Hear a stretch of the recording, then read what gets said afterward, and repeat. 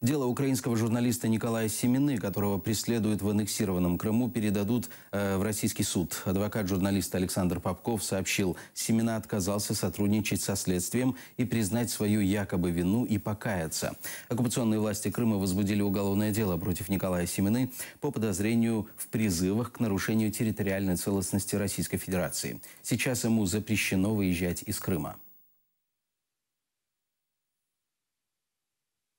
Он не хочет поступаться своими принципами, он считает, что это его мнение, и оно должно и могло быть услышано, может быть, даже в резкой форме.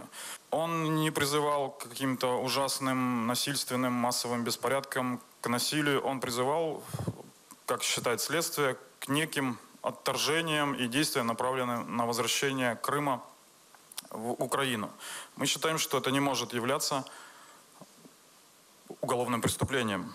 Ми розраховуємо, що все ж таки Микола Семена отримає дозвіл на лікування, на те, щоб виїхати на лікування, оскільки є серйозні побоювання стосовно його здоров'я.